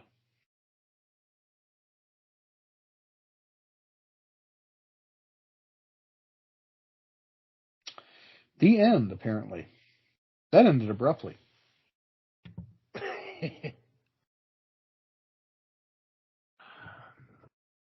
I love Poe, Joe. Me too. I love the way he writes. I'm glad that we make it a tradition to do one of his stories every year. Mm-hmm. Well, Freak Joe, your time is coming to an end. Almost time to go hibernate. Mm-hmm. It was a good month. We had a lot of fun. We got to meet some new friends. We got to catch up with some old friends. We did. But it was a good month. It was a good month. It was October is a great month every year for us here. I think we make the best of it, and I think the haunted cemetery vlogs that we do definitely adds to this freaky show series. Mm-hmm. Well, for the last time in 2022, Freak Show, what are you freaking thinking about?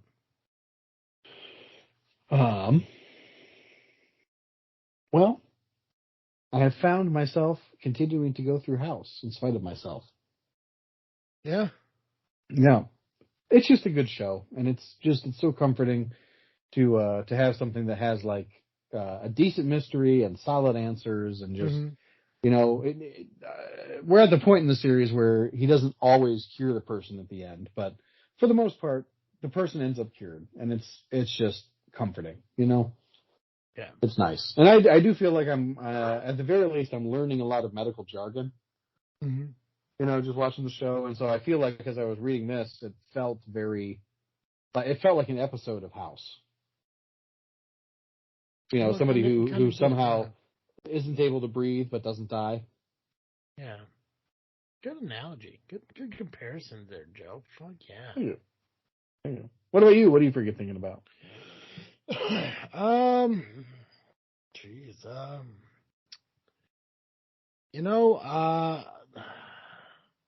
Not much. I mean, nothing and everything, I guess, if I could give that kind of answer. Some of the obvious things that I'm thinking about is obviously our guest today. I'm really excited to catch their first episode that's releasing on Halloween Day. If I go generically, really, I'm just, you know what? Actually, the one thing I've been thinking about most of the day today, and what I'm really excited about, is our guest next week. Yeah. Kizukami's going to come on and talk about her involvement in a Power Ranger web series. And I'm really excited to hear about that, because I honestly, to be completely honest, I was never really a huge Power Rangers, fan until, much later. When it was, out on TV, I never really watched it too much. But when I found the videos and stuff, then it was kind of it was good in the sense of like, it was so corny that it was hard to not enjoy. Yeah. I feel like we weren't allowed to watch it initially. Because like the solving things with violence or something. I feel like my mom tried to make sure we couldn't watch it for a long time. I can see that. I mean, I mean, obviously, like, to anyone who's a fan of Power Rangers, I mean, they know, like, a majority of it's, like, fighting and everything. Yeah, well, but it's absurd fighting. I don't think they actually ever hit anybody. Really, No, it's God, all no. like dance No. fights. No, yeah, that's And then when true. they do quote unquote hit somebody, it's always like jumping through the air and disguising the fact that they weren't hit with a shower of sparks. My favorite thing is, like, every strike, every kick, every, like, spin always has, like, a very aggressive, like yell to it. Like, yeah! Yeah. Absolutely amazing. So I'm super excited for that. Work has been going good. I started a new job last week. It's been going phenomenal since. Been very happy. I never realized how miserable I was at my previous employment until I came here. And Really? I know it's putting a lot of stock in and only being at a job for a week and a half. You know, obviously things could change. It could get worse. Sure. But honestly, like, I knew my previous employment was bad. I just didn't realize how bad it was. Mm. I've been less stressed. I've been less miserable. I found like I have a newfound like sense of I guess happiness. Nice. I can't explain it other than I feel more uplifted. Everyone there is awesome. It's really cool. So I mean, like I said, I mean, I've only been there a little over a week. So I mean, it's hard to really, establish how a place is. But like just from Jump Street, I guess you want to use that term. It just feels right and it feels good, and you know that the people there actually give a shit about succeeding together and not dictated by a manager who wants to use like fear tactics in order to make you work or think he has to threaten your job in order to make you uh uh Do your job. yeah, function Or do all your job the way he wants you to. exactly. So Yeah. yeah, like I said, I'm thinking about a lot, but not anything out of the regular, very basic, like this is obviously what I've been thinking about. Oh shit, there is something. Oh, yeah? Awkward Colin might be starting a podcast. Oh, nice. Yeah, he said that he's finding an interest in story writing, and he may actually create a podcast about some stories he's writing that may actually just be read on a podcast. Nice. Good for him. Yeah. I saw him over the weekend, and obviously I told him, he's always welcome to come and can be, just like guest host with us again whenever he wants to and everything. And he's open to the idea of maybe popping on from time to time. But yeah, he mentioned that he's finding an interest in maybe writing some short stories of his own and maybe reading them on a podcast. So I encourage him to do it, and told him that he has the full support of Freaknet Studios behind him if he wanted to. Yeah, nice. Really, it's really an opportunity for us to open the doors to people here at Freaknet Studios. Absolutely. And here's why I love doing this with you, Joe, because clearly I'm doing this to fucking everybody. And I probably should run it by you, but I know that you trust me enough to do that. Oh, for sure. And obviously it's, it's close people. It's Colin, it's, Babes of Lore, it's Clint, stuff like that. But obviously, our whole goal here is to grow. And I think with the right people, we could grow in a positive way, in the way we want to grow. So, so there is something really cool that I've actually been thinking about, and I feel bad that I forgot about it, but yeah, it'd be pretty cool to see if Awkward Colin does pursue it, because he's a very creative person. I don't know if I don't know if people really know that about him, but like, yeah, he's pretty creative when it comes to like stories and stuff. So, yeah, so we'll see. But yeah, well, I think just in terms of timing for his life, when he was on the show, I don't think he was his most interesting creative self most of the time. No, I don't fault him for that because he was in college. Right. Yeah. I wish he had more of an availability to be his true self on the show. Correct. Yeah. So, but I Yeah, mean, because when we got on a topic he really liked, like talking about the Crow or whatever. Mhm. I mean, he was really engaged and fantastic. I mean, I loved listening to him about it. Yeah, when he did Awkward State of Mind and Awkward Flicks and stuff like that, he got very invested in it. Yeah, I think if we caught Colin on the show in the last 2 years, we would have had more of a creative responses from him. But I think he was just so focused on getting his degree done and everything. It was just a weird. But like I said, I mean, hopefully he does do it, or if anything, hopefully he just comes on our show, like at one point or another, just to kind of like stop back in and say hi. Yeah. Hey Joe. Yes. Every week our listeners can catch Cartoon Joe here on this freaking show. But unfortunately, they can't catch the Freak Joe after today because he will be in hibernation until next October. So, why don't you tell everyone where they can catch Cartoon Joe before he returns next week? If you need to find Cartoon Joe, you can find him over at the Geekcast Live podcast at violentpress.com. You can also find him on Facebook, iTunes, Google Play, and Twitter, Spotify and Twitter by searching Geekcast Live. Perfect. Guys, make sure you check Babes of Lore's first episode next Monday, October 31st, released on Podbean. We'll go ahead and we'll share that to our social media for them as well. Follow them on Instagram, Babes of Lore. And also make sure you follow our social media, Facebook, Instagram, and Twitter, just by searching This Freaking Show. And, of course, you can find our shows when they are released on iTunes, Google Podcasts, Spotify, Podbean, just by searching This Freaking Show. Of course, head over to YouTube, search the FreakNet Studios YouTube channel. Check out all of our vlogs of the Indiana Cemetery tour that we did. We did 12. So far, 10 have been released. 2 more are coming this week, and of course, the final one being released on Halloween as well. Make sure you do subscribe to our YouTube channel, hit the notification bell, and thumbs up on our videos. We do this shit for you, not for us. A little bit for us. Like 40% us, 60% yeah, you. That's a lot. That's 60% good. is a lot. Mm-hmm. So, guys, that's all I have. So as always, I am Travesty. And for the last time this year, I'm the Freak Joe. And thank you for listening to another episode of This Freaky Show. I'm